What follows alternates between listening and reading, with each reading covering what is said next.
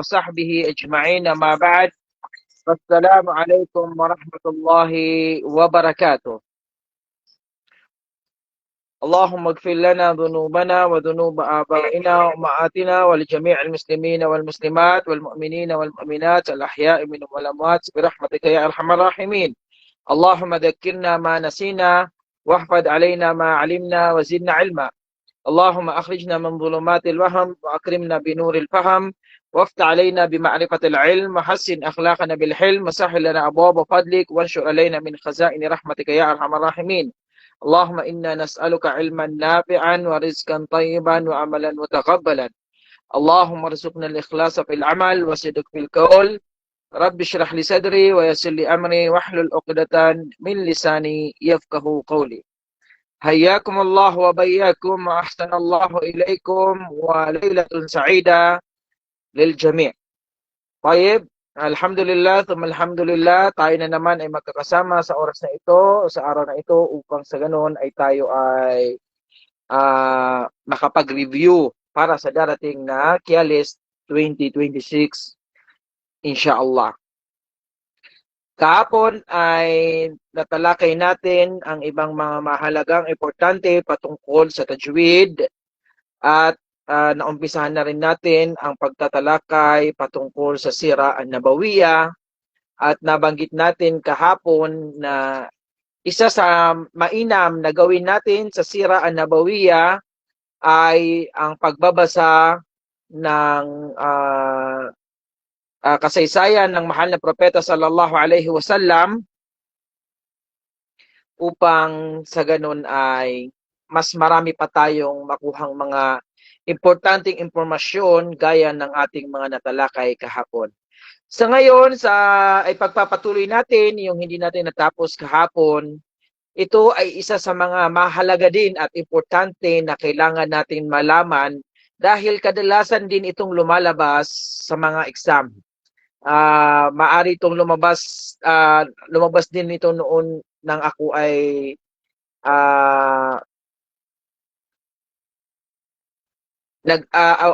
nag-attend ng Qiyalis exam at ng ISAL examination. Isa ito sa mga impormasyon na kailangan ay alam natin. Tayyib.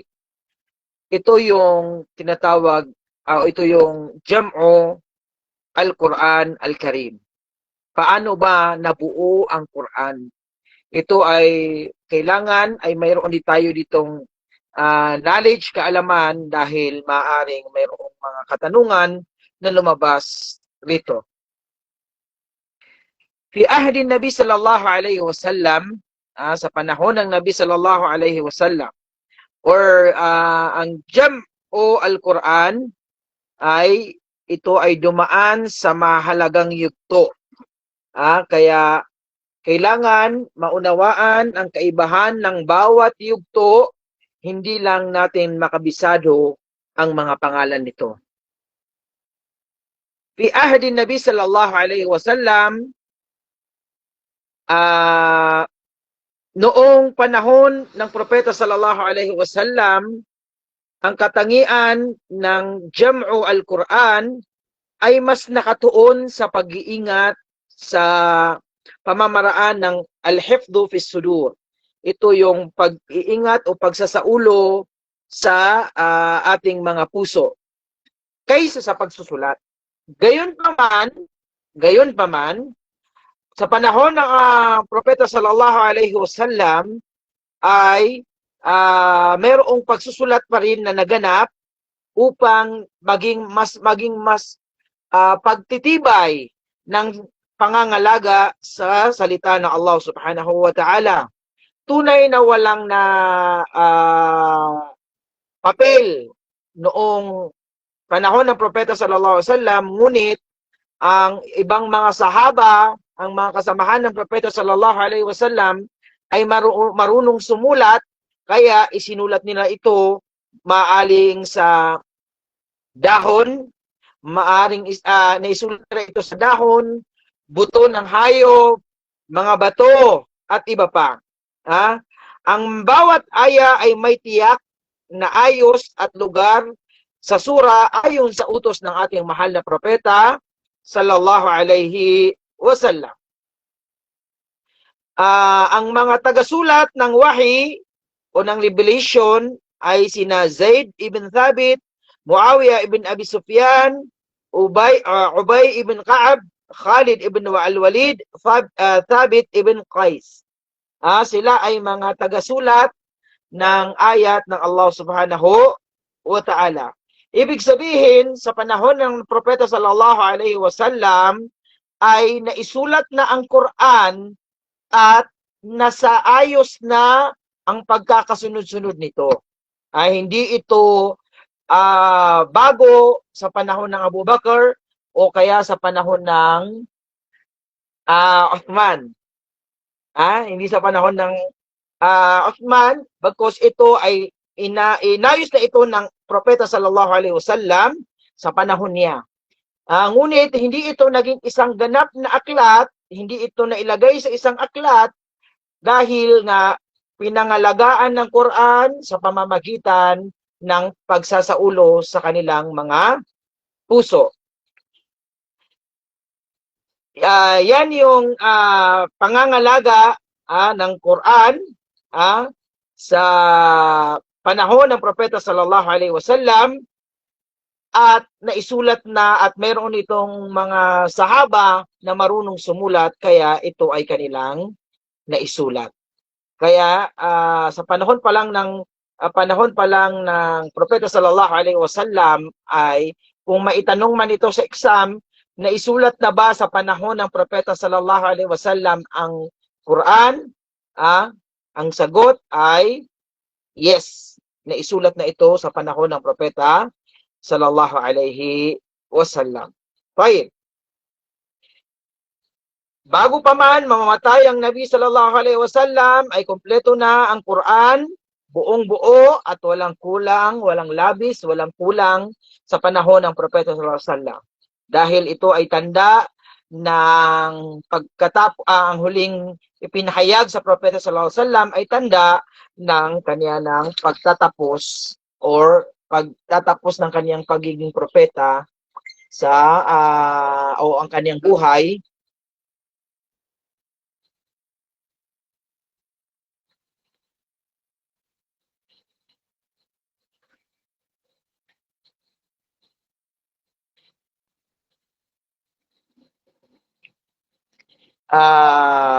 Ang Propeta sallallahu alaihi wasallam sa panahon niya ay kompleto at walang labis at kulang ang Quran.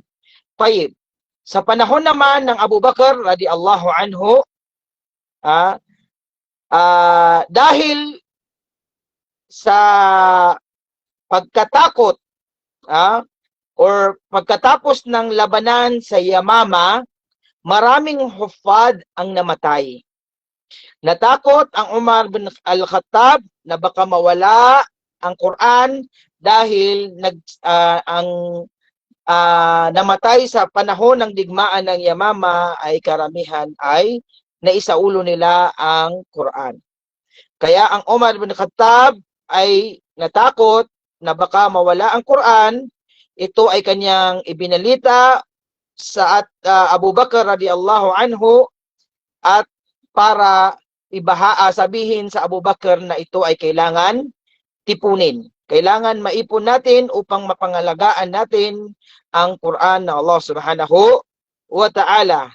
Kaya nang ito ay malaman ng Abu Bakr, siya ay bumuo ng grupo na ay tinalaga si Zaid ibn Thabit. At mayroong paraan upang maging tama o may tamang proseso upang tanggapin ang mga ayat na naisaulo ng mga kuffar.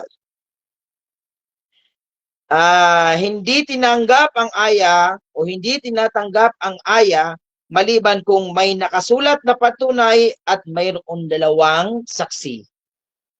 Kaya sa panahon ng Abu Bakr ay doon nabuo ang aklat, ang unang mushaf, at ito ay inalagaan ng Abu Bakr, pagkatapos ay kay Umar, pagkatapos ay kay Hafsa bin Umar radhiyallahu anha. Ito sa panahon ng Abu Bakr.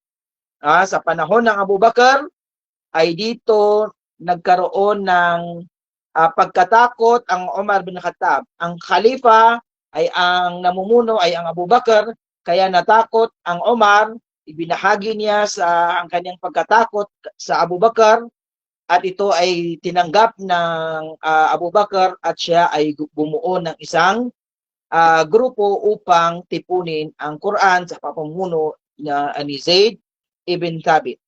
Kailangan ay mayroon tayong idea dito. Maaring lumabas sa tanong, kailan nabuo ang unang mushaf? Ang isasagot natin ay sa panahon fi ahdi Abi Bakr radiyallahu anhu. Tayyib. Yan lang yung mga shortcut at nandiyan din yung mga pangalan.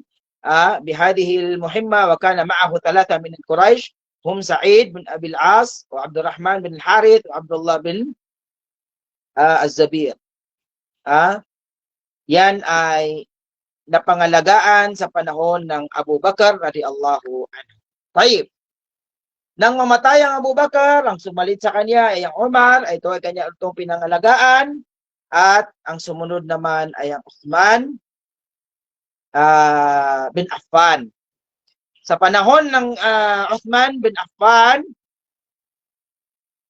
radiyallahu anhu ay lumawak ang Islam. Lumaganap ang Islam sa Iraq, sa Sham, sa Armenia. Nagkaroon ng pagkakaiba sa paraan ng pagbabasa. Mayroong iba't ibang pamamaraan ng pagbabasa. Kaya ipinayo ni Hudhayfa ibn al-Yaman na pag-isahin ang mushaf. Dahil sa panahon ng Uthman bin Affan ay nagkaroon ng fitna, ng tukso sa pagbabasa ng Quran. Sa panahon ng Uthman bin Affan, ang naging problema naman nila ay ang pagbabasa ng Quran.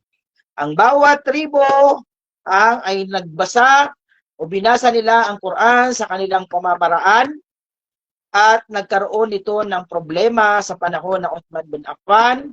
Sila ay nagkagulo, sila ay muntik ng magkagulo, sila ay muntik ng magpatayan, sila ay muntik ng magtakfiran. Ibig sabihin ay muntik na nilang sabihin na ikaw ay kafir dahil magkaiba sila ng pamamaraan ng pagbabasa ng mushaf.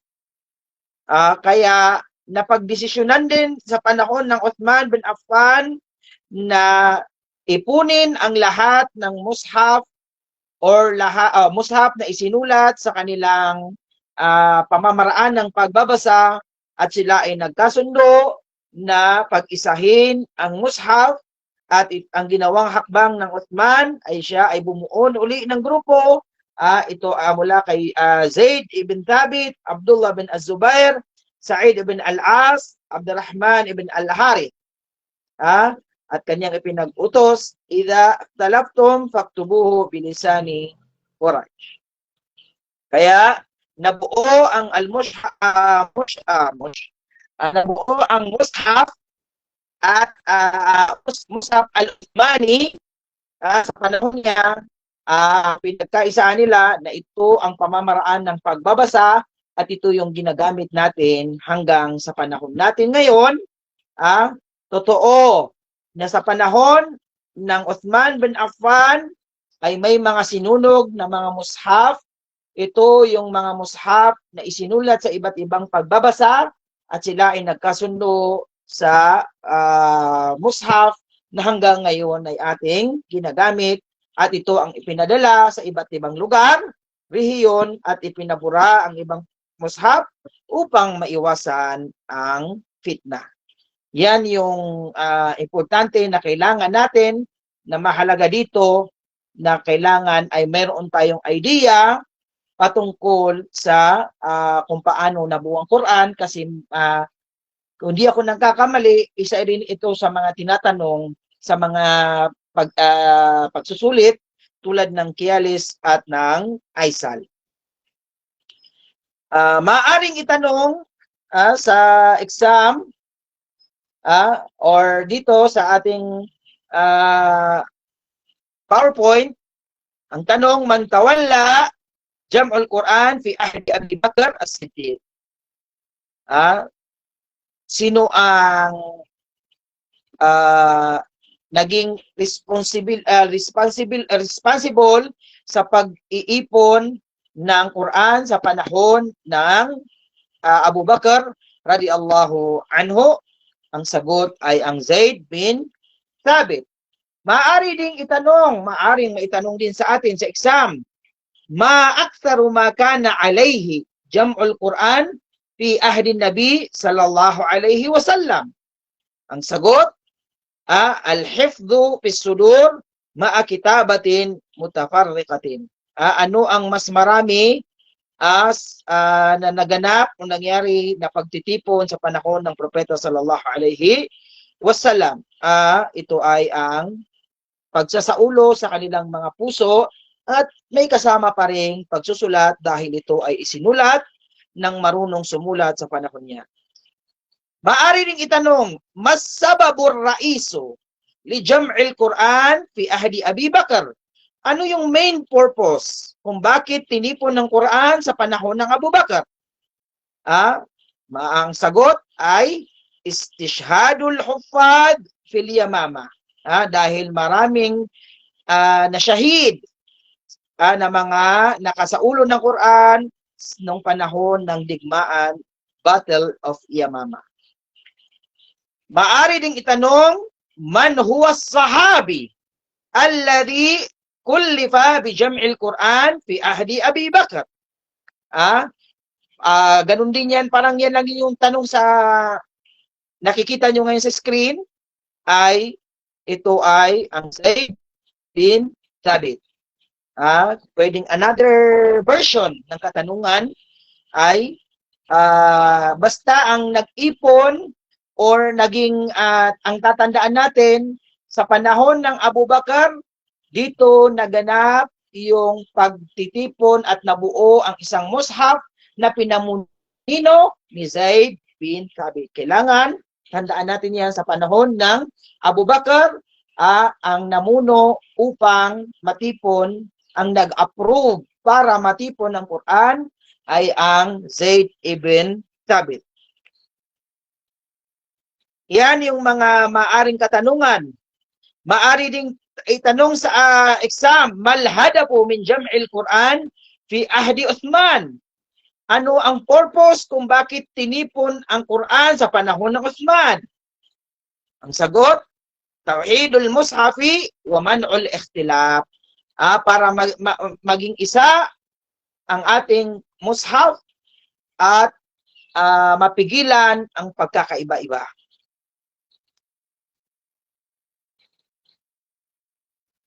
And then, maaring itanong din, sa panahon ng katabal Quran fi ahdi Uthman ala lisani, anong lingwahe isinulat ang Quran sa panahon ng Uthman bin Affan? Maaring ito lumabas din. Ang sagot ay Quraysh. Ito yung pinagkasunduhan nila na gagamitin na pagbabasa ay ang Quraysh. Yan ang ating mga kailangan o mga halaga, importante na kailangan ay may idea tayo patungkol sa paano nabuo ang Quran. And then, sabi ko nga kanina, magbasa tayo ng Sira an-Nabawiyya dahil napakalawak ng sira at maraming katanungan pa ang maaring mahanap o magawan ng katanungan para sa examination. Kaya paghandaan natin, tayo ay magbasa-basa. Ito ay mga more information lang na ito yung kadalasan na nagagamit sa mga katanungan para or nasubukan at napagdaanan na ng mga katanungan dahil mga importante din itong mga impormasyon na kailangan ay alam natin ito. Okay. Ngayon ay dadako naman tayo sa hadith.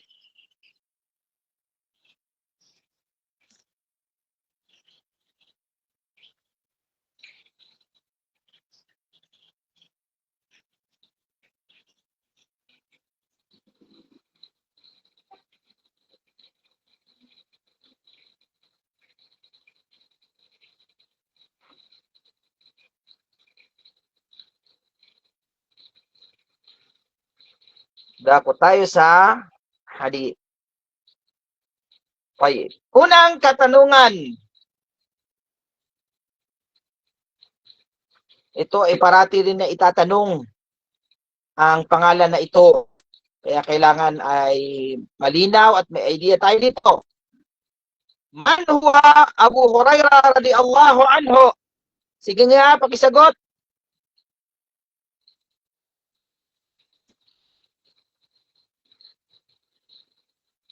Letter B, letter B. Okay, tingnan nga natin kung ito ay tama. Okay. Man huwa Abu Hurairah radhiyallahu anhu? Ang sagot ay si Abu Hurairah radhiyallahu anhu ay isa sa mga pinakadakilang sahaba ng propeta sallallahu alaihi wasallam. At ang kanyang tunay na pangalan ay letter B. Bravo alaikum. Bravo, bravo. Ito ay si Abdurrahman bin Sakhrin. Importante, parating natatanong si Abu Hurairah sa mga eksaminasyon. Tinawag siyang Abu Hurairah na ang kahulugan ay ama ng munting pusa dahil mahilig siyang mag-alaga ng puting. Siya ang pinakamaraming na isalaysay hadith mula sa propeta sallallahu alaihi wasallam. Mahalaga siyang pag-aralan dahil sa kanyang malaking ambag sa sunna at hadith ng propeta sallallahu alaihi wasallam. Madalas sa exam, itinatanong ang tunay na pangalan or palayaw at ang kanyang papel sa hadith. Ang Abu Hurairah radhiyallahu anhu. Yan yung kadalasan tinatanong sa kanya. Madalas itanong ang tunay na pangalan, ano ang kaniyang palayaw, ano ang kaniyang papel sa hadith. Ito yung mga kadalasan tinatanong na maaring itanong tulad ng katanungan na ating ipinapakita. Masmu Abi Hurairah al-Hakiki. Maaring ito din yung daan ng pagtatanong. Limada summiya hadha al-ism? Bakit siya tinawag na Abu Hurairah? Liannahu kana yuhibbul hirara wa yahmiluha ma'ahu. Maaari ding itanong, ma makanatu Abi Hurairah fil hadith? Ang sagot, huwa aktharus sahaba riwayatan lil hadithi an Rasuli sallallahu alaihi wasallam. Importante din na yan ay kilala natin ang Abu Hurairah dahil parati siyang naitatanong sa exam. Yan, ang sagot ay nasa ating screen. Okay, another question. Siguro may mga dumaan na ito na katanungan dahil napakarami din ng hadith na hindi natin alam kung ano talaga yung maaring kuhan. Pero kadalasan na lumalabas sa hadith ay yung mga kilala. Especially din ang Arbaun an-Nawawi. Ito ay madalas din lumalabas sa mga exam. Next na ating nakikita sa screen ay ang hadith ng propeta sallallahu alaihi wasallam. Kala Rasulullah sallallahu alaihi wasallam. Wait lang kasi hindi ata ito yung kasi may balik-baliktad. Wait lang. Tingnan ko yung... ito.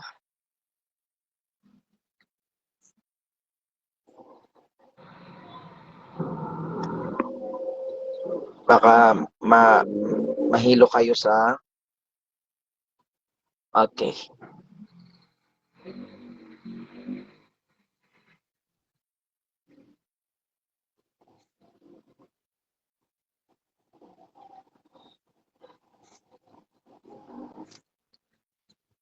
Okay. Qala Rasulullah sallallahu alaihi wasallam, Inna Allah yanhaakum an tahlifu bi abaikum, faman kana halifan falyahlif billahi aw liyasmut.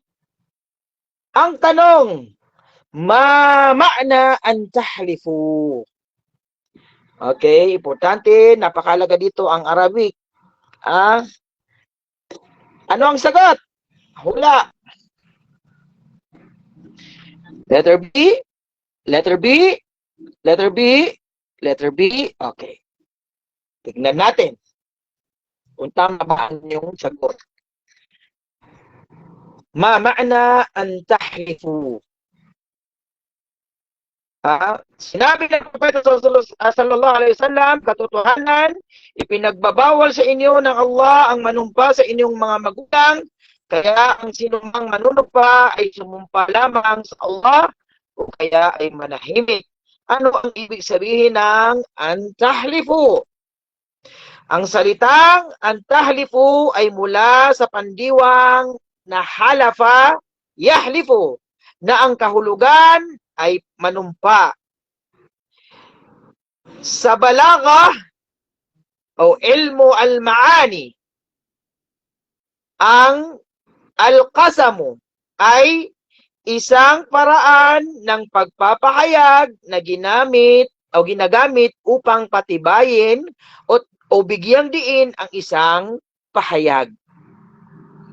Sa hadith na ito, ipinagbabawal ang panunumpa sa iba bukod sa Allah. Kaya hindi pwedeng manumpa sa magulang, hindi pwedeng manumpa sa anumang nilikha, Allah lamang ang maaring sumpaan.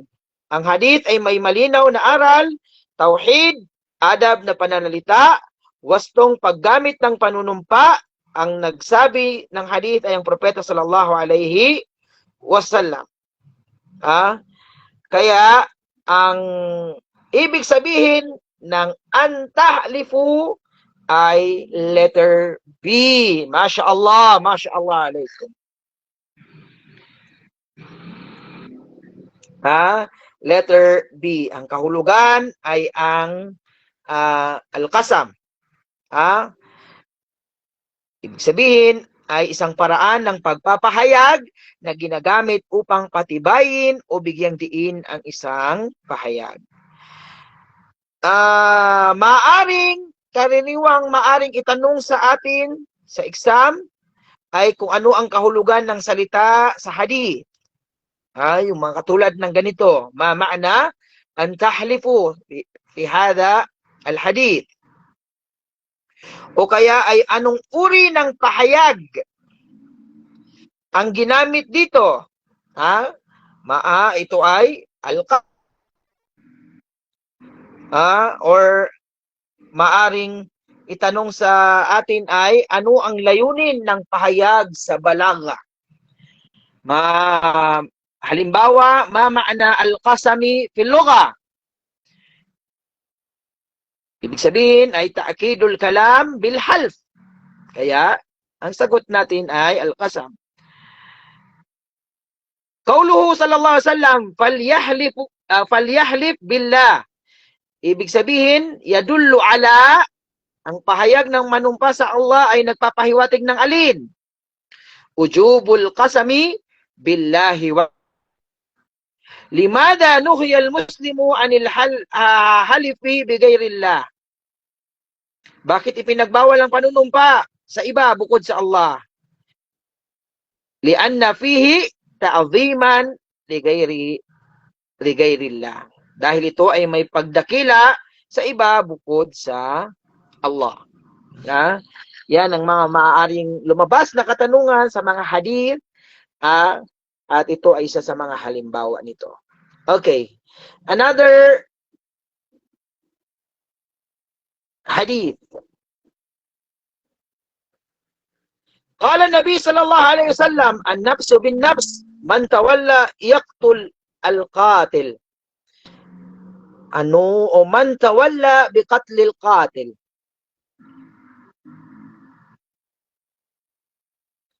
Ano ang kasagutan? Sige, hula.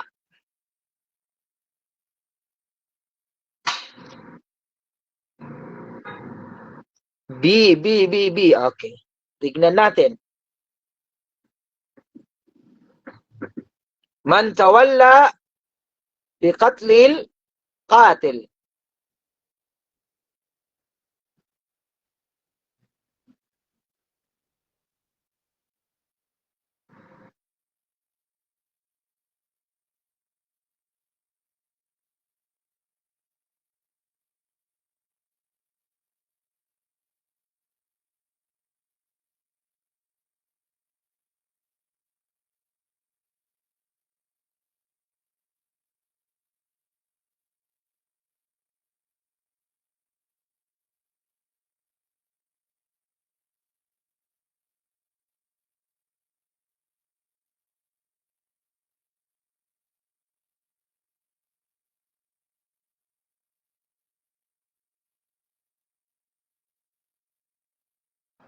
Wait lang, just a minute.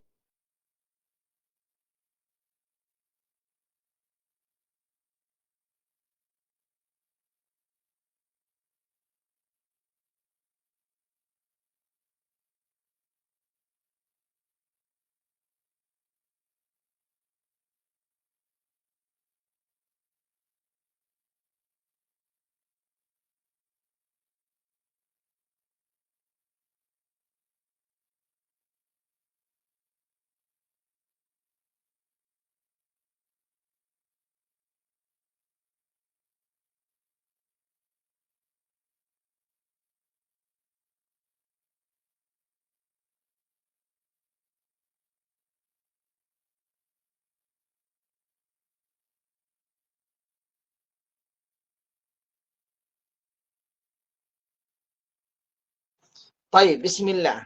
قال النبي صلى الله عليه وسلم النفس بالنفس من تولى بقتل القاتل. Ang may karapatang magpasya ukol sa parusang kisas, ganti ng kamatayan ay ang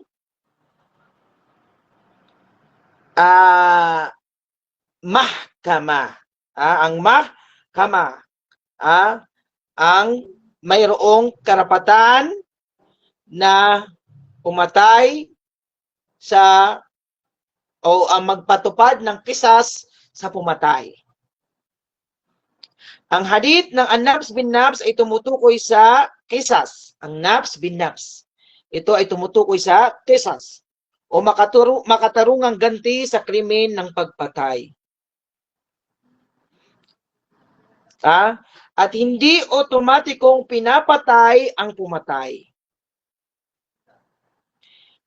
Dahil ang wali al-maktul, ang maaring humiling ng kisas, or magpatawad or tumanggap ng diya o danyos ng dugo.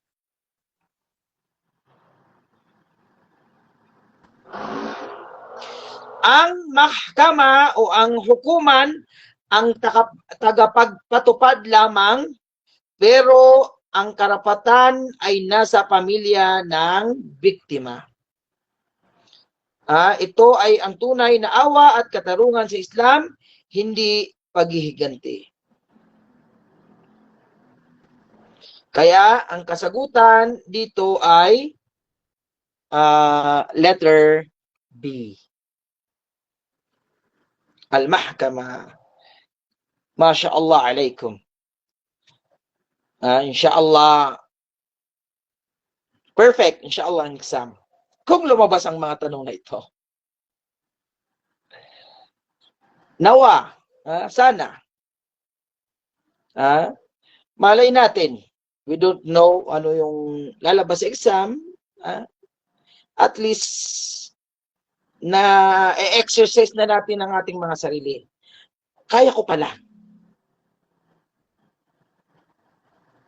Meron pala akong maisasagot insyaAllah. Kaya, kapit lang. Okay, another one. Ito ay nakuha na natin kahapon. Pero just a review lang.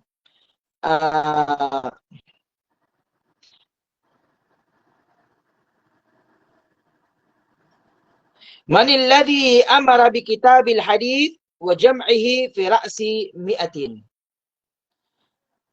Okay, kung sino nakakaalala, paki-answer.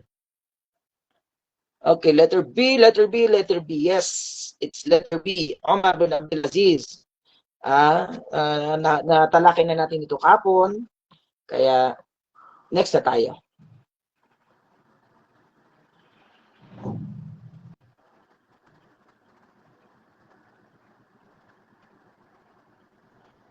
MashaAllah. Sabihin, nakikinig ng mabuti. MashaAllah. Sumasagot na kayo,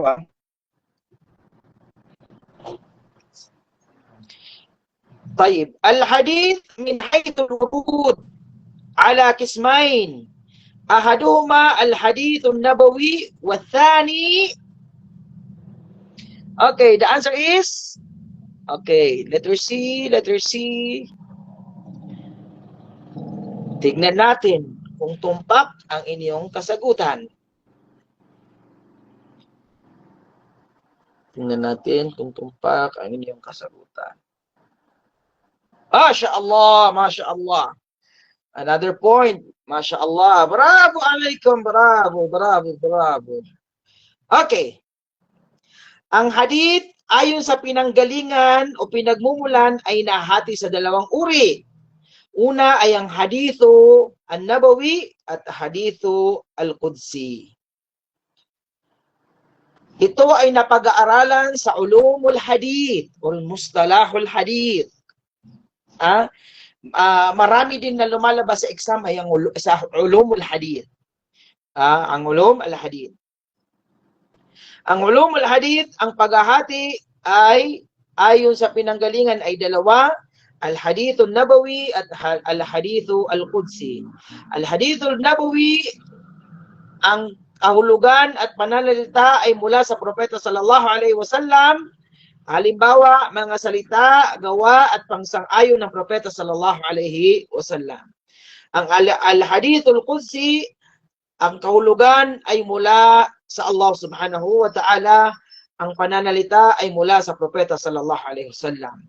Karaniwang panimula ay qala Allah ta'ala, sinabi ng Allah.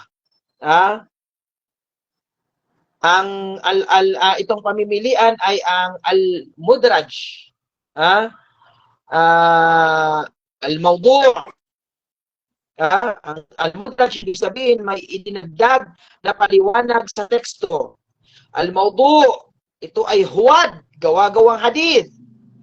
Al-mudallis, may pagtatago sa sanad. At ang mga ito ay hindi bahagi sa pati ayon sa pinanggalingan. Anong mga posibleng lumabas sa exam na kailangan nating paghandaan? Mal farqu bayna al-hadith an-nabawi wal qudsi. Karaniwan din ito lumalabas sa mga exam. Yung kinaibahan ng hadith an-nabawi at al-qudsi. Al-qudsi ma'nahu min Allah wa lafdhuhu min an-nabi. Wa amma an-nabi fa ma'na wa lafdhan min an-nabi sallallahu alaihi wasallam. Wa amma an-nabawi فمعنى فمعنى ولفظا من النبي صلى الله عليه وسلم. Or قوله صلى الله عليه وسلم قال الله تعالى يعد من, ang hadith na nagsisimula sa sinasabi ng Allah ay kabilang sa alin? Al-hadithu al-qudsi. Kam kisman lil hadith min haythul wurud. Ilang uri ang hadith ay sa pinanggalingan. Ito ay dalawa. Yan yung mga maaring katanungan na lumabas sa exam kung tayo ay kung ito ay kanilang baguhin. Okay. Another one. Qala an-nabiy sallallahu alayhi wa sallam, kullu ummati yadkhuluna al-jannata illa man aba. Mal muradu bil aba. Okay, hula. Ay, hindi pala kayo nang hula. Alam ko, alam niyo. Okay, sagot.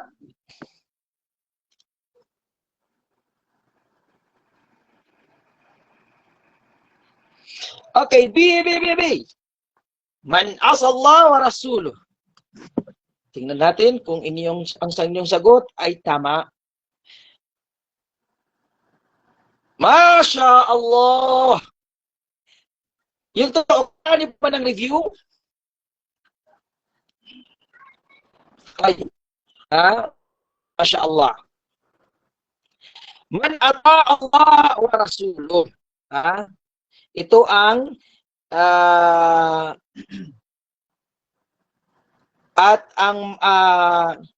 man ahalla al-halala wa harrama al-haram at man takabbara minal makhlukat. Ang ibig sabihin ng aba ay man asallahu wa rasuluh. Tayyib. Ang salitang aba ay tumatanggi sa hadith ay ipinapaliwanag mismo ng propeta sallallahu alaihi wasallam sa iba pang riwaya, man ata'ani dakhala al-janna wa man asani faqad aba. Ang sumunod sa akin ay papasok sa paraiso, ang sumuway sa akin siya ay tumanggi. Sinabi ng propeta sallallahu alaihi wasallam, lahat ng aking umma ay makakapasok sa paraiso maliban sa tumanggi. Kaya ang ibig sabihin ay ang aba ay yaong tumanggi o sumuway sa propeta sallallahu alaihi wasallam. Ang hadith na ito ay pinapaliwanag ang kahulugan sa pamamagitan ng hadith. Ang aba, ibig sabihin ay tumanggi o pagsuway. Kaya, ang tamang paliwanag sa tanong na sino ang hindi tumanggi ay yaong sumunod at sino naman yung mga tumanggi ay sila yung hindi sumunod. Ang pagsunod sa Allah at sa kanyang sugo ang daan sa paraiso at ang pagsuway ang tunay na pagtanggi. Ang nagsabi ng hadith ay ang mahal na propeta sallallahu alaihi wasallam. Okay.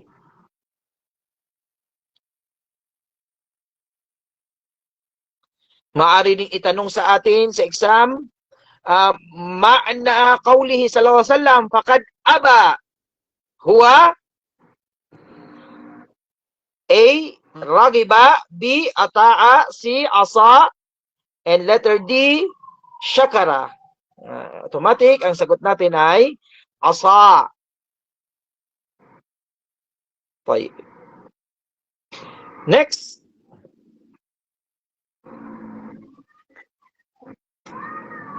Qala an-nabiy sallallahu alayhi wa sallam, Iqra'ul Qur'ana fa innahu ya'ti yawmal qiyamati syafi'an li ashabihi. Mal muradu hadal hadith? Ang bilis naman sumagot.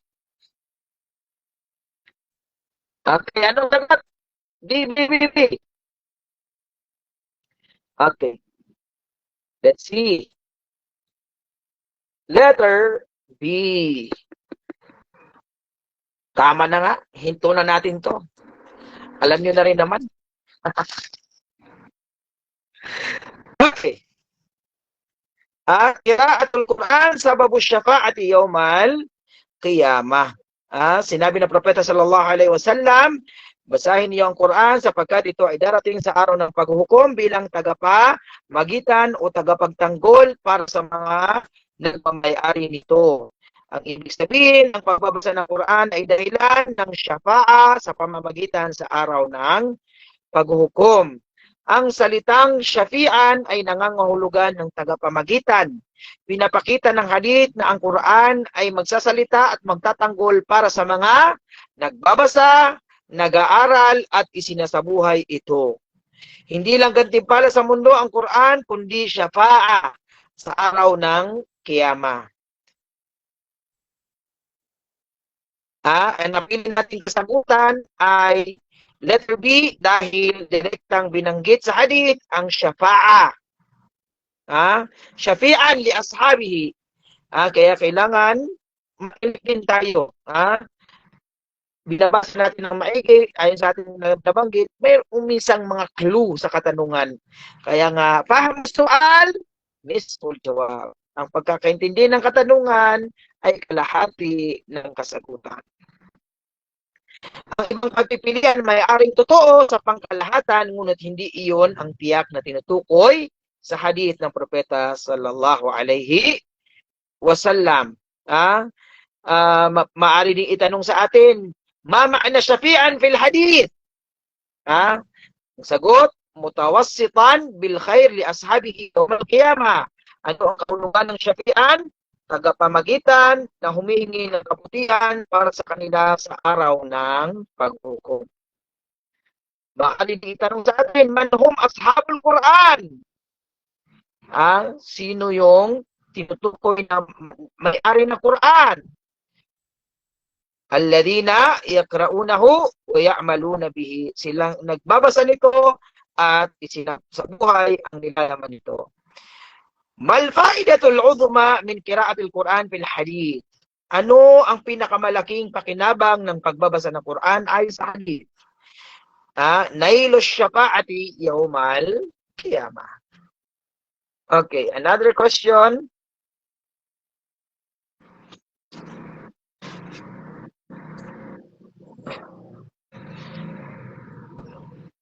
Ma rawahu Nabi sallallahu alaihi wasallam an rabbih. Sagot.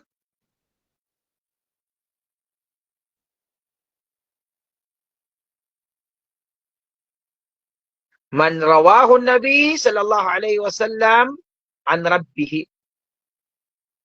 Okay, tingnan natin kung tama ang inyong sagot. Let's see. Okay, Masya Allah. Sabi ko na, itigil na natin ito.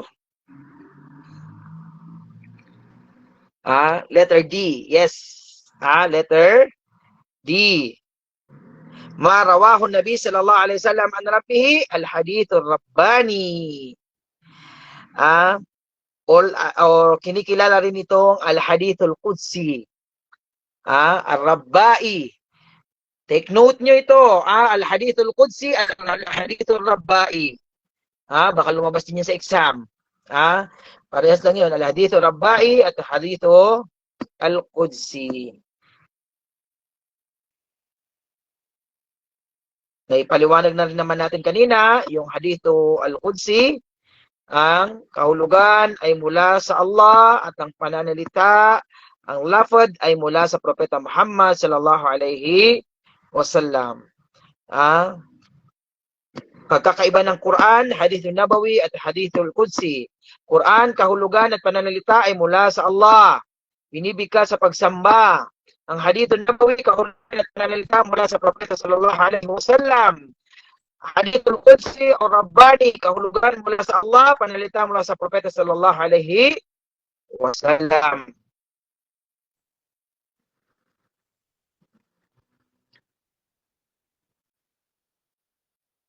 Okay, tips sa exam. Kapag nakita sa hadith ang qala Allah, ito ay tinatawag na al-hadithul qudsi or hadithul rabbai. Okay, clue na yun. Huwag niyong kakalimutan.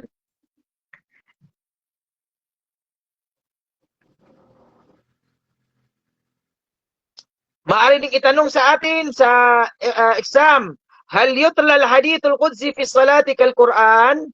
Binibigkas ba ang hadithul qudsi sa sala tulad ng Quran? Ang sagot, la, li'annahu laysa Qur'anan. Magkakaiba ang hadith an-nabawi, hadithul qudsi, at ang Quran. Okay. Next tayo. Ma hukmu riwayatil hadith bil ma'na. Okay. Ma hukmu riwayatil hadith bil ma'na. Anong sagot?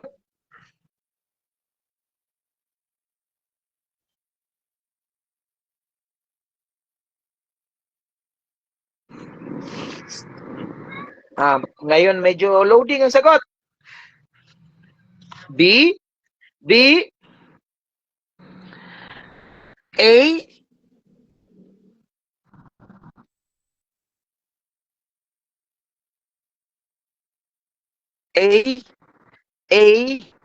Okay, tingnan natin kung sino ang nakaskuha ng sagot, tamang sagot. Okay, letter B. Jaiz.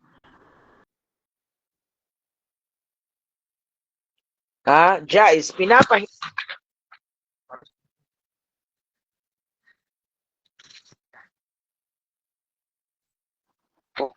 tumambay ang iPad ko.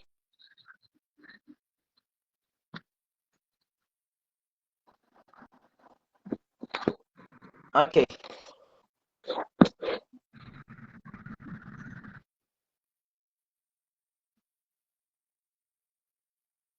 Letter D. Ang hatol sa pagsasalaysay ng hadith ayon sa kahulugan, hindi eksaktong salita, ito ay jaiz o pinapahintulutan. Ang riwayatul hadith bil ma'na ay ang pagsasalaysay ng hadith sa parehong kahulugan kahit iba ang pananalita. Ito ay pinahihintulutan sa ilalim na mahigpit na kondisyon. Una, malalim ang kaalaman na nagsasalaysay sa wikang Arabic. Hindi nababago ang kahulugan ng hadith. Hindi ito hadith na may sensitibong lafaz, halimbawa mga adhkar at tiyak na pananalita. Aming mga sahaba at tabi'in dahil sa pag-iiba ng dialiko at sitwasyon nang hindi binabago ang matan. Paalala sa exam, mas mainam ang pagsasalaysay sa mismong pananalita. Kung kaya, pinapahintulutan ang bil ma'na kapag ligtas ang kahulugan. Ang sunna ay mula sa Propeta sallallahu alaihi wasallam, kaya ingat ang pangunahing prinsipyo.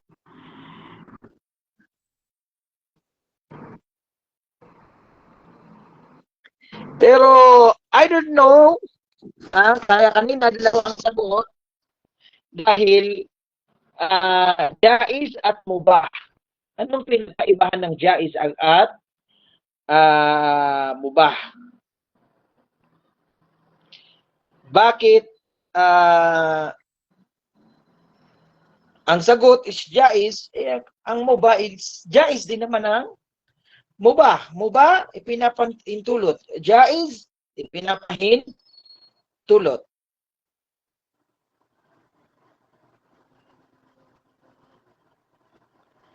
Ito yung sigurong mga tricky question. Or, we don't know, baka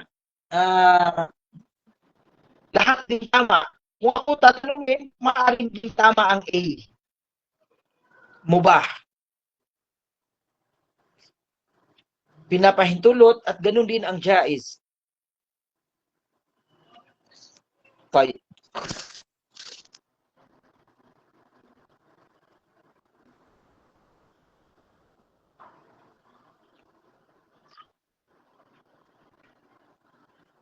Maaari itanong sa atin, mata tajuzu riwayatul hadith bil ma'na? Idza kana rawi aliman bil lugha walam yughayyir al ma'na.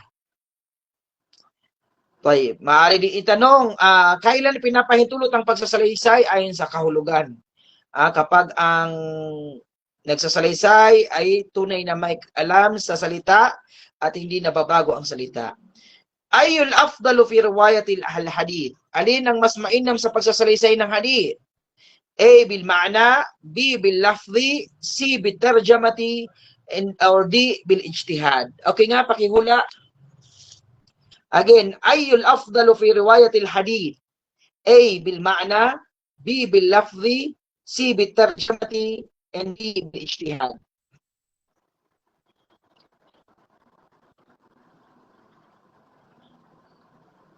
Sagot? Ayul afdalu fi riwayati al-hadith? A. Bil ma'na, B. Bil lafzi, C. Bil tarjamati, and D. Bil ijtihad.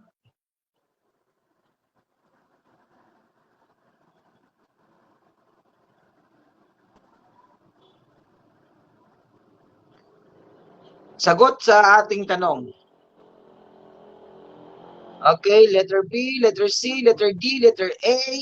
The correct answer is letter B. Mas mainam ang pagsasalaysay ng hadith sa kaniyang original na teksto. Okay, limada yufaddalu al-lafdhu ala al-ma'na? Bakit mas mainam ang eksaktong pananalita kaysa sa kahulugan? Lisalamatil ma'na minat taghyir, upang tayo ay mapanatag sa kahulugan ng hindi mabago. Okay, another question.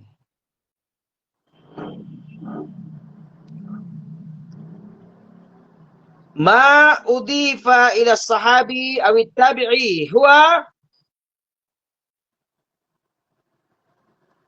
Ma udifa ila sahabi aw tabi'i huwa? Letter A, letter A, letter A, letter D, letter A, letter A. Okay, tignan natin. Letter D. Letter D. Ma udifa ila sahabi aw tabi'i. Ano ang tawag sa mga salaysay na inuugnay sa isang sahabi, kasamahan ng propeta, o ang tabi'in, ang tagasunod ng sahaba? Ito ay al-athar. Sa ulum al-hadith, may malinaw na pagkakaiba ang terminong al-hadith, as-sunnah, al-khabar, al-athar. Al-hadith, inuugnay direkta sa propeta sallallahu alaihi wasallam, salita, gawa o pagsang-ayon ng propeta. Ang sunnah ay mas malawak paraan ng buhay at halimbawa ng propeta sallallahu alaihi wasallam. Al-khabar, pangkalahatang ulat, maaring mula sa propeta sallallahu alaihi wasallam o sa iba. Al-athar, inuugnay sa sahaba o tabi'in. Halimbawa, opinyon, gawa o paliwanag ni Ibn Abbas, Umar bin Al-Khattab, o mga tabi'in. Ito ay tinatawag na athar. Ang propeta sallallahu alaihi wasallam inuugnay sa hadith, ang athar naman ay inuugnay sa sahabi o tabi'i. Maaring itanong, mal farqu bayna al-hadith wal athar? Al-hadithu ma udifa ila Nabi sallallahu alaihi wasallam, wal atharu ma udifa ila as-sahabi aw at-tabi'i. Tayyib. Qawlu ibn Abbas radhiyallahu anhuma yusamma atharan. Ang Ibn Abbas, isang sahaba. Halil atharu yakunu hujjatan fil fiqh? Naam, idha sahha wa khalafa ghayrahu lam yakun. Ang athar ba ay maaaring maging batayan sa fiqh? Yes, kung ito ay sahih at walang sumasalungat dito. At least nagkaroon kayo ng idea kung sakaling lumabas ito. Ito ay mababasa natin sa Mustala o Ulum al-Hadith. Continue pa tayo. Okay, let's continue. Kung willing pa kayong makinig. Okay. While inaantay natin ang second lecturer, inshallah, let's continue.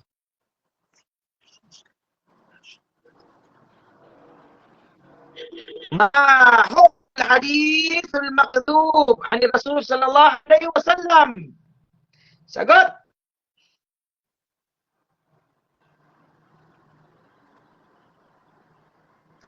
ما حكم الحديث المكذوب عن الرسول صلى الله عليه وسلم؟ B B B B B B B B B. The correct answer is letter C. موضوع. Ang correct answer ay موضوع. طيب. Ang hatol sa hadith na kasinungalingan na inuugnay sa Propeta sallallahu alaihi wasallam, ito ay tinatawag na mawdu' or gawa-gawa lamang. Mawdu' or gawa-gawa lamang. Tayyib. Ang al-hadith al-mawdu' ay hadith na sadyang inimbento, maling iniugnay sa Propeta sallallahu alaihi wasallam. Pinakamapanganib sa lahat ng uri ng mahihinang hadith. Hatol dito ay hindi tinatanggap. Haram ang pagsasalaysay nito kung walang babala. Hindi maaaring gawing batayan sa akida, fiqh o anuman. Sinabi ng Propeta sallallahu alaihi wasallam, man kadaba alayya muta'ammidan falyatabawwa maq'adahu minan nar. Ang sino mang sinungaling laban sa akin, na sadya ay maghanda sa kaniyang upuan sa impyerno.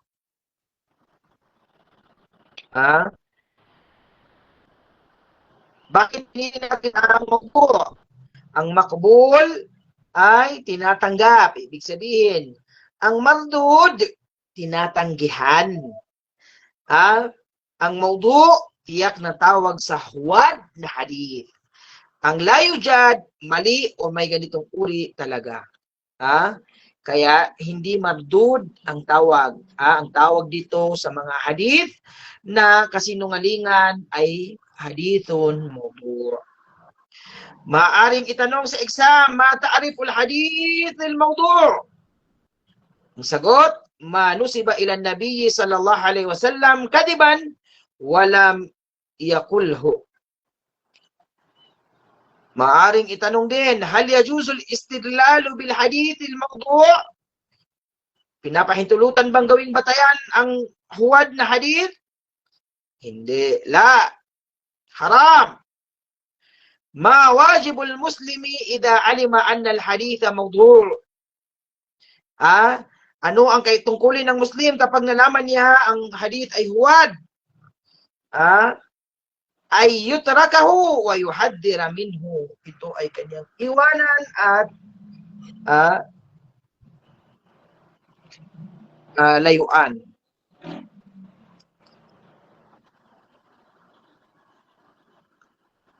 Tayyib. Mag-ingat, ang hadithul makdhub ay hadithul mawdu'.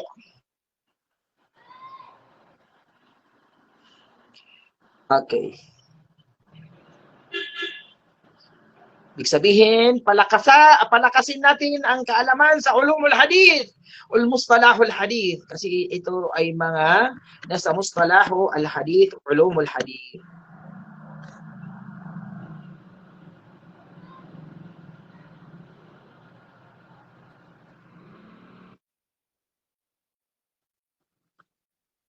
طيب. Next. Ma udifa ila Nabi sallallahu alaihi wasallam wa ila ghairihi. Sagot.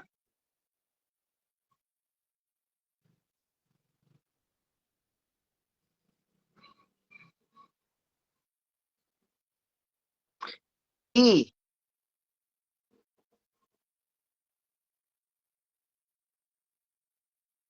Ano yung sagot? Isa lang nakita ko sumagot. Letter D. Yung iba, makisali naman. Walang bayad ng sumagot. Walang masamang magkamali. Participate. Para hindi tayo tamarin, antukin. Okay, the correct answer is letter B. ما أضيف إلى النبي صلى الله عليه وسلم وإلى غيره الخبر.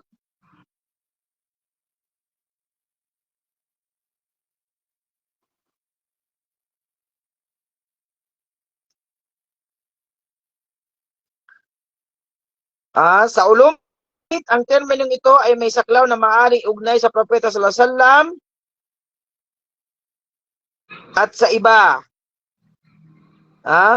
Al-khabar, pangkalahatang ulat, maaring mula sa iba at maaring mula sa propeta sallallahu alaihi wasallam.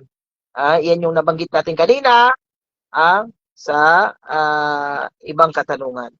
Al-khabar ay pangkahalatang ulat mula sa propeta sallallahu alaihi wasallam, umaari sa propeta sallallahu alaihi wasallam o umaari sa iba. Ito ay ang kahulugan ng al-khabar.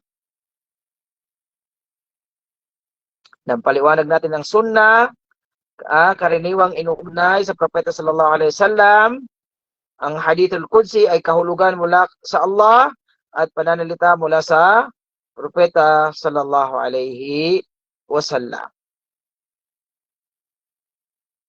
Tayo.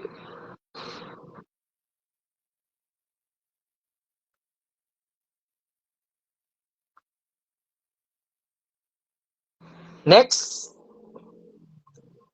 Ma huwa al-aqwa riwayatan fi ilmi al-hadith as-sahih. Ito medyo nakakalito ito. Anong sagot? Ma huwa aqwa ar-rawiya fi ilmi al-hadith as-sahih. Letter B, letter B, letter B.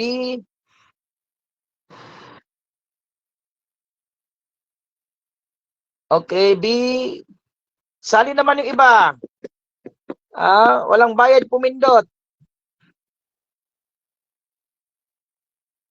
Okay, para kapag kahit mali, wala namang masama, at least sa ating pagkakamali, doon tayo natututo. O di ba? Umuhugot pa tayo. Okay. Ma huwa al-aqwa rawiya fi ilmi al-hadith as-sahih. The correct answer is letter B, marawahul Muslim wal Bukhari. Actually, totally nakakalito ito. Kasi ang ginamit dito ay aqwa, pinakamalakas. Tama din naman yung letter B kasi nga al-Muslim wal Bukhari. Pero dapat inuna dito is al-Bukhari wa Muslim. Ito kasi yung pagkakasunod. Ang hadith na sinalaysay ng dalawang imam, Sahih al-Bukhari at Sahih al-Muslim, ay tinatawag na muttafaqun alayhi. Ito ang pinakamataas na antas na pagiging sahih dahil parehong pumasa sa mahigpit na pamantayan ng dalawang koleksyon. Mas matibay ka sa hadith na nasa iisang koleksyon lamang.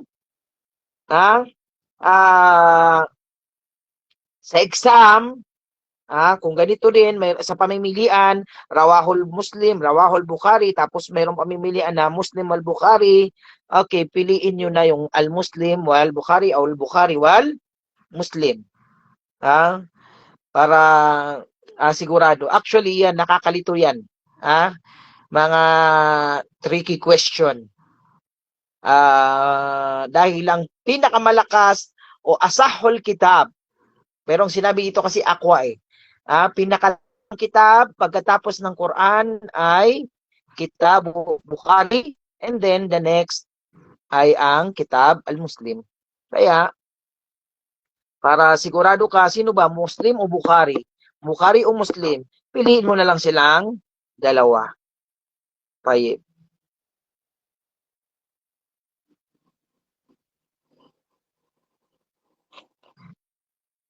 Next question. Yanqasimul hadith as-sahih ila, okay, mustalahul hadith na naman to. Answer.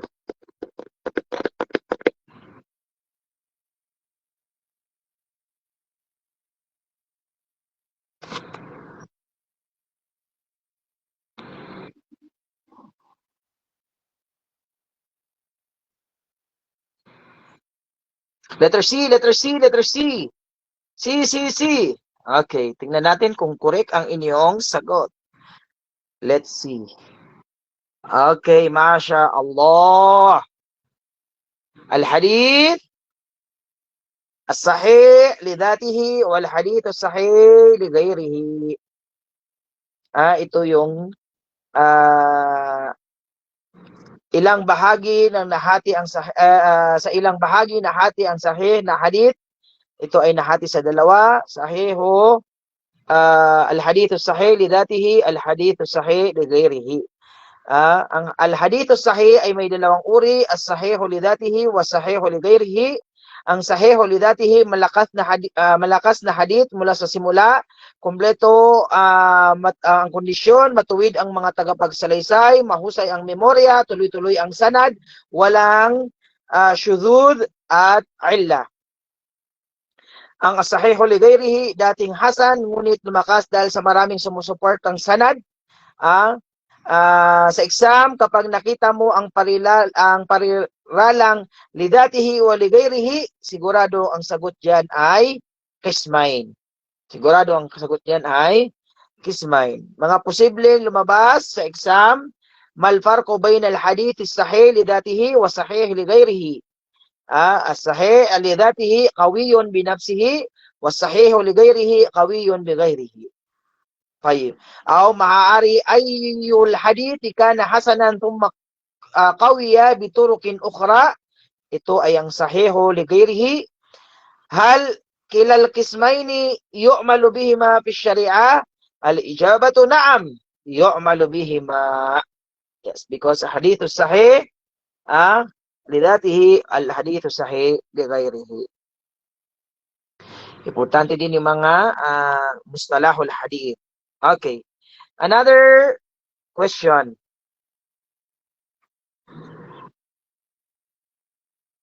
أي الأحاديث أعلى درجة في دراسة علوم الحديث؟ Sagot, letter B, letter C, letter B, letter C, letter B, letter B, B, B. Okay, let's see. Letter C, C, B, B, C, C, B, B. Okay. The answer is letter B. The correct answer is letter B. Al-hadith al-mutawatir. Ang hadith al-mutawatir ang pinakamalakas na antas dahil isinalaysay ng napakaraming tao sa bawat antas ng sanad. Imposible magkaisa sa kasinungalingan. Nagbibigay ng tiyak na kaalaman na ilmul yaqini. Ang al-mashhur, kilala ngunit hindi umabot sa antas ng mutawatir. As-sahih, mapagkakatiwalaan ngunit maaring iisa o kakaunti ang sanad. Al-ahad, hindi marami ang tagapagsalaysay. Tip sa exam, kapag tinanong ang a'la daraja, pinakamataas, ang sagot ay al-hadithul mutawatir. Ito yung kanyo. Code أعلى درجة في دراسة العلوم الحديث ito ay hadith al-mutawatir.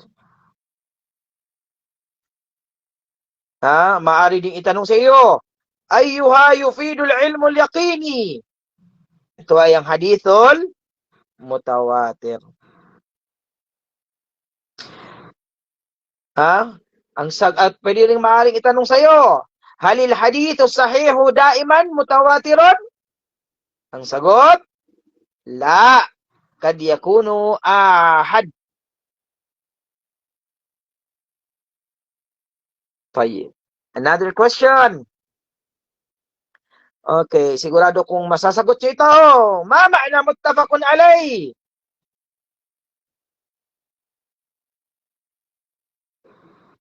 Letter B, B, B, B, B, B, B, B, B, B, B, B, B, B, B, B. Okay. The answer is correct. Rawahul Muslim. Huwag kayong malilito. Pero dapat parating na una dapat ay ang Al-Bukhari, thumma Al-Muslim. Para alam natin yung pagkakasunod-sunod. Okay. Rawahu Al-Muslim wal-Bukhari. Ito ay ko naman Kung ano naman sa atin ito. Okay, another question patungkol sa hadith. Man sama Ramadan al-imanan wa ihtisaban, ayna ma'na al-hadith fi al-ibarat at-taliyah? Sagot. Man sama Ramadan imanan wa ihtisaban, ayna ma'na al-hadith fi al-ibarat at-taliyah?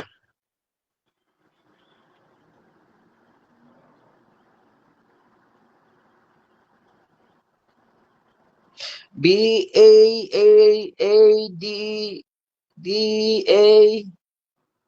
Okay. من صام رمضان إيمانا واحتسابا المعنى هناك is letter D.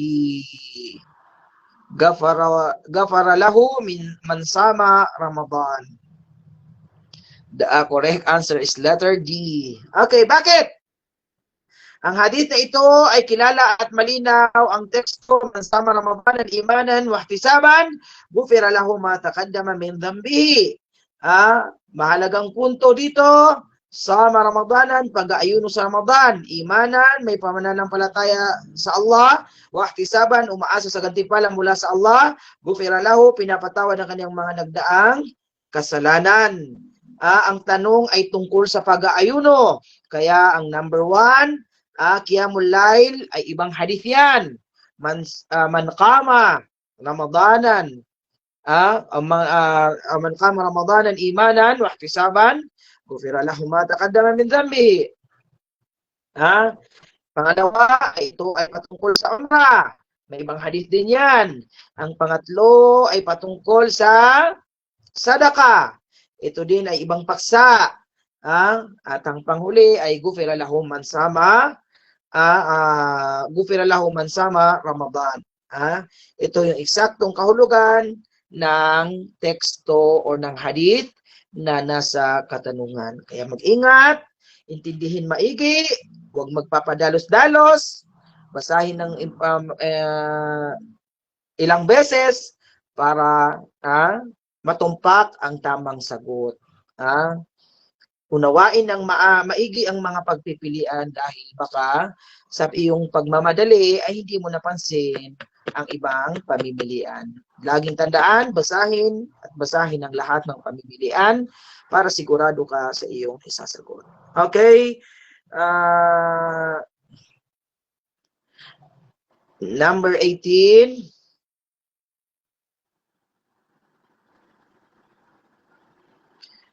Naqulu bi anna al-hadith huwa. Sagot. Letter B, B. B, B. B, B, B, B, B, B. Okay. This is very clear. Letter B. Aqwalu Rasul sallallahu alayhi wasallam. Sa ulum al-hadith, ang hadith ay tumutukoy sa anumang inuugnay sa propeta sallallahu alayhi wasallam tulad ng kaniyang salita at kaniyang pagsang-ayon. Ngunit sa basic definition na karaniwang lumalabas sa exam kapag tinatanong, naqulu bi anna al-hadith huwa aqwalu rasuli sallallahu alayhi wasallam. Ito yung pinakamalapit at tamang sagot. Okay. And then another question, ito kumpletuhin. Akmil hadith, idha dakala ahadukum fil masjidi fala yajlis hatta. Letter B, B, B, B. Okay, dahil maraming nakakasaulo ng hadith na ito ay ang isalli rak'atayn. The correct answer is letter B. Wala nang kailangan ipaliwanag dyan.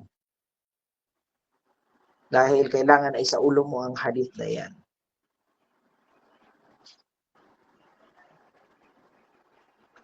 Pero maaring itanong din sa'yo, kam adadu raka'at tahiyati al-masjid? Ito ay 2. Rak'atan.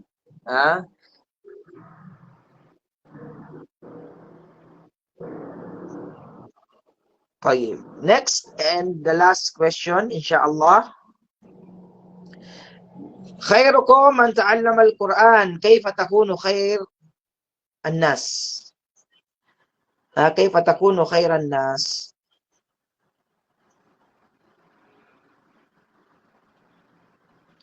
Letter C, C, C, C, C. Okay, the answer is letter C.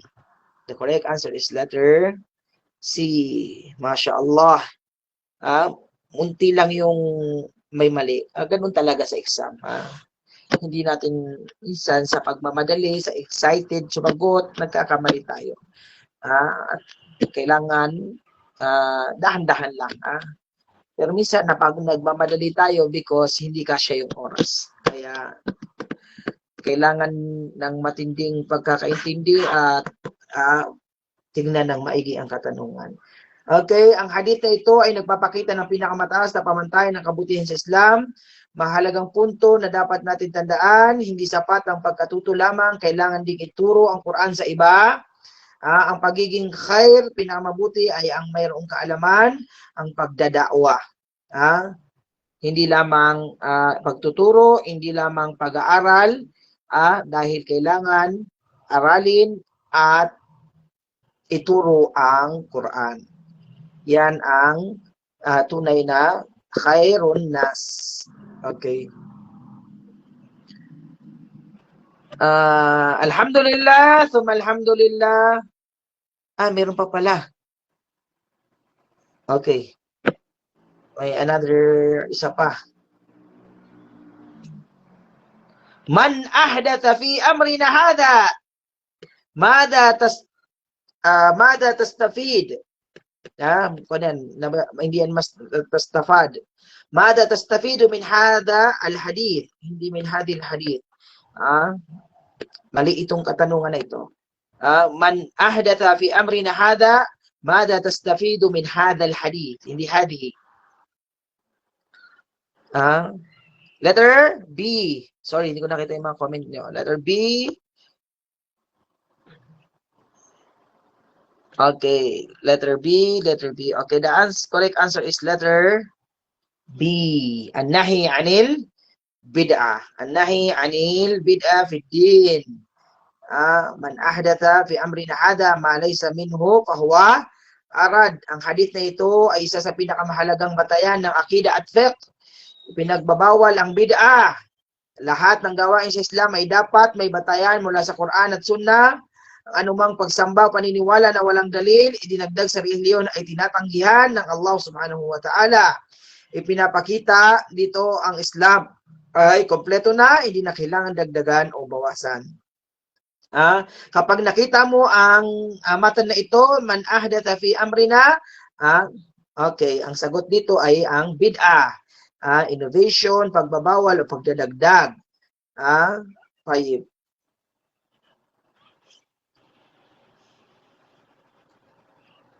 Ma'na qawlihi sallallahu alaihi wasallam fahuwa rad. Ibig sabihin ay mardud. Fahuwa rad, ibig sabihin ay mardud. Okay. Another question.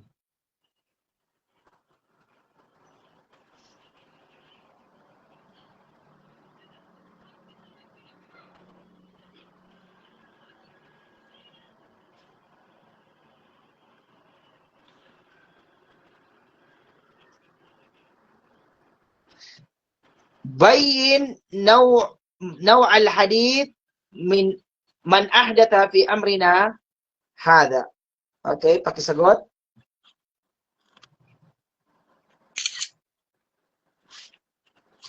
Letter D, jami' al-madhkur. Ano, pakisagot? Letter D.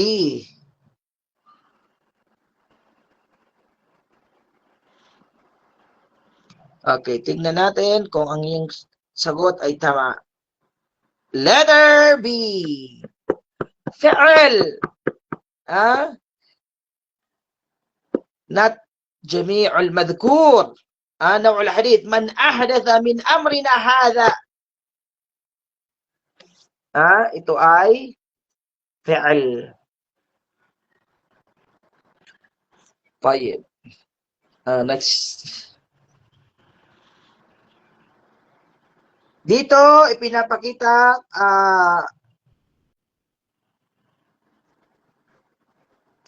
ito ay hadith na uri ng fi'l. Ibig sabihin ay ang gawa mismo ng propeta sallallahu alaihi wasallam. Man ahdatha fi amrina hadha ma laysa minhu fahuwa rad. Direktang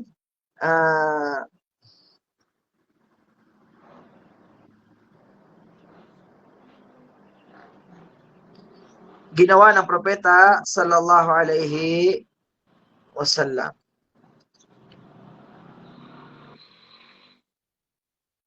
بين نوع الحديث من أحدث في أمرنا هذا. أيوة.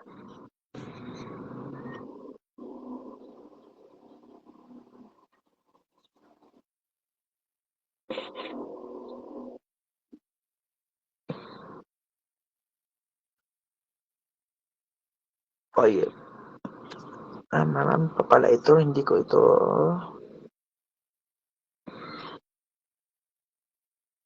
Okay, السؤال بعد اختار العبارات الخطأ فيما يلي.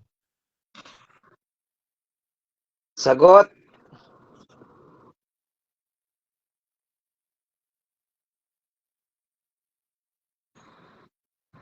Letter A.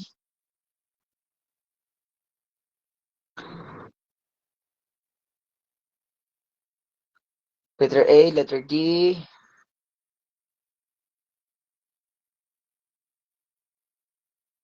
Letter D, letter D. Okay, tingnan natin. اختار العبارة الخطأ فيما يلي. الحديث يفسر معنى القرآن. الحديث ما أضيف إلى الرسول صلى الله عليه وسلم دون اللفظ. الحديث كل أقوال الصادرين رأي النبي صلى الله عليه وسلم. الحديث ما أضيف إلى النبي صلى الله عليه وسلم. Okay. The answer is letter B. الحديث ما أهل إلى الرسول صلى الله عليه وسلم دون اللفظ. Letter D.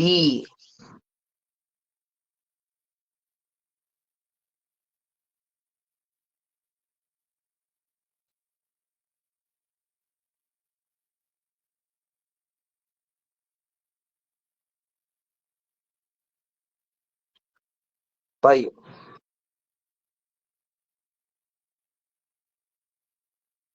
الحديث يفسر معنى القرآن. That is correct. Isa sa nagtatapsir ng Quran ay ang hadith.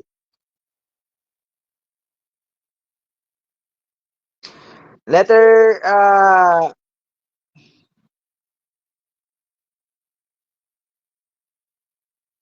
C.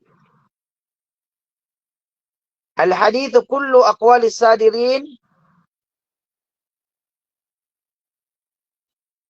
رأي النبي صلى الله عليه وسلم.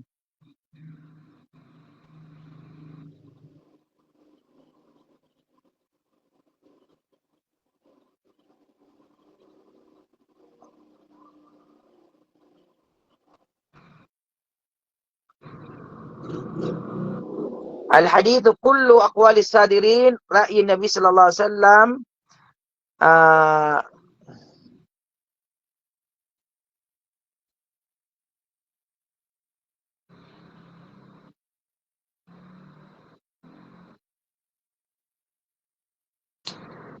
Maaari ding mali dito ang letter C.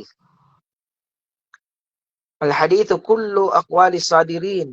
Kasi hindi lahat ng opinion ng mga tao ay hadith. Ang hadith ay limitado lamang sa kung ano ang inuugnay sa propeta sallallahu alaihi wasallam, hindi sa opinion ng iba.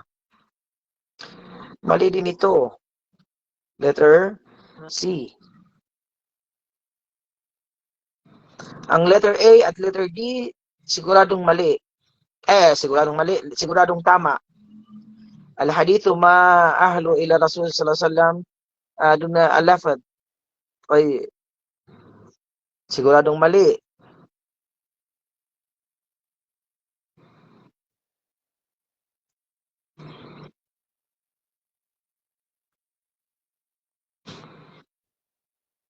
Al-hadith kullu aqwali sadirin. Ra'i Nabi sallallahu alaihi wasallam.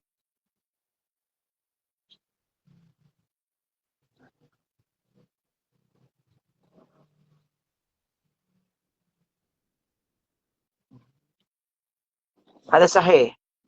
هذا صحيح.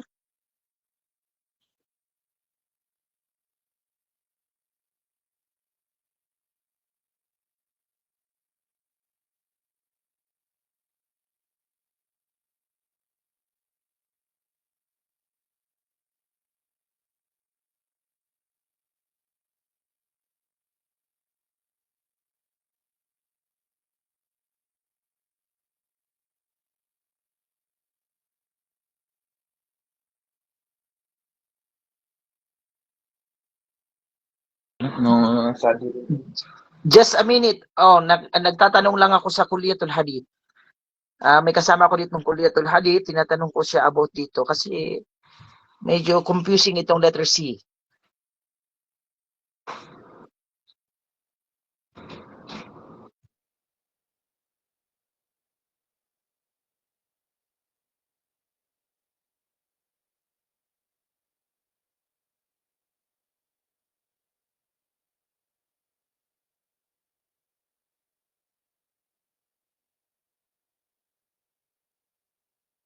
Okay,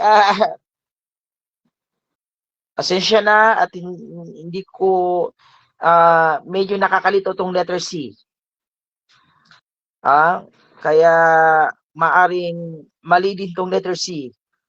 Mali din yung uslub ng letter C. Kaya, okay, next tayo, next. Ang A at ang D, ito yung siguradong tama. Pero dito, ang tinanong tayo kung anong mali, ay mali din ng letter C.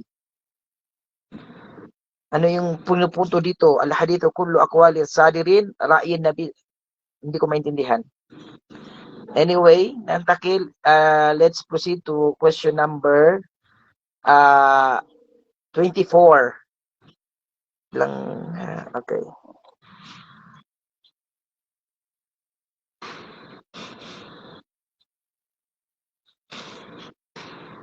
La ilaha illallah. Sallallahu. Kaya pa? Okay, sumasagot na. Okay, letter C. C. C, C. Okay. Ma istifado min hadith. Min al-hadith, sallu kama ra'aytumuni usalli. Ang sagot ay letter C. Ujubus salam ang iktida'i Nabi sallallahu alaihi wasallam. Ang tamang sagot sa hadith na ito ay sallu kama ra'aytumuni usalli. Magdasal kayo kung paano ninyo ako nakikitang nagdasal. Dalawang mahalagang aral ng malinaw dito. Ito ay mayroong pautos na nangangahulugan na ito ay obligasyon. Kaya letter C ang ating pinipili. At mayroong pagtuturo ng pamamaraan at kailangan sundin ang paraan ng propeta sallallahu alaihi wasallam. Ang letter A is as-salatu sababu dukhulil jannah. Tama sa ibang hadith yan. Pero hindi ito ang pangunahing aral na hadith na ating nakikita. As-salatu tanha anil fahsya'i wal munkar. Tama, pero ibang topic din yan. At ang tamang tumpak na sagot ay ujubus sala ma'aktidai Nabi sallallahu alaihi wasallam. Obligado ang sala at dapat itong isagawa ayon sa sunan ng propeta sallallahu alaihi wasallam. At salatu wal wiqaya, tama sa pangkalahatang kahulugan, ngunit hindi ito ang direktang aral ng hadith na tinanong sa katanungan na ito. Dapat tandaan sa exam, kapag ang hadith ay may utos, fi'lul amr tulad ng sallu, ay maaring nangungulugan ito ng obligasyon. Kapag may nakita kayo ng kama ra'aytumuni, dapat sundin ang eksaktong paraan ng propeta sallallahu alaihi wasallam. Walhamdulillah, thumma alhamdulillah, naway nagkaroon tayo o nadagdagan ang ating munting mga kaalaman at naitama natin ang mga maling impormasyon at naway makatulong sa atin ang ating pagre-review sa araw na ito at naway gabayan at patnubayan pa tayo ng Allah. Mahalaga pa rin ang hindi ito yung mga eksakto na maaaring lumabas sa exam at tayo lamang ay nagbabakasakali. At mahalaga pa rin na buksan ang mga aklat, especially ang ulumul hadith, dahil marami ding mga katanungan doon na lumalabas sa exam. Nung nag-take ako ng exam ng QIALIS, natatandaan ko is may maraming mga katanungan sa ulumul hadith o mustalahul hadith. At gayon din, nung nag-take ako ng exam sa ISAL, ay maraming lumabas din na katanungan mula sa ulum al-hadith. Mas tatandaan ko na mas maraming lumabas sa ulum al-hadith. At yung mga hadith naman na binabanggit or lumalabas sa katanungan, kadalasan ay yung mga hadith na parati nating naririnig or mga hadith na kabisado at naisaulo na natin or mga hadith na hindi naman masyadong malalalim, hindi mahirap intindihin. Yan yung karaniwan o kadalasan lumalabas sa exam. Inshallah, biidnillahi ta'ala, tawfikan tayo ng Allah. Tayo pa ay tulungan niya upang mabuksan sa atin ang mga pintuan ng kaalaman. Wa jazakumullahu khairan sa inyong oras, pagpupursigi upang makapag-review, makapag-aral para sa darating na QIALIS 2026. Barakallahu fikum wa jazakumullahu khairan sa inyong partisipasyon, sa aktibong partisipasyon ng mga participants natin. Alhamdulillah, ito yung maganda dahil tayo lamang ay nagtutulungan dito. Nagtutulungan lamang tayo dito at alhamdulillah, ito ang taufik ng Allah. At kung mayroon man tayong nakuha, natutunan, ito ay gabay at taufik ng Allah. At kung mayroon namang mga pagkakamali, ito ay mula sa akin. Barakallahu fikum wa jazakumullahu khairan. Hanggang dito na lamang, naktafi bihada al-qadri. Wassalamu alaikum warahmatullahi wabarakatuh.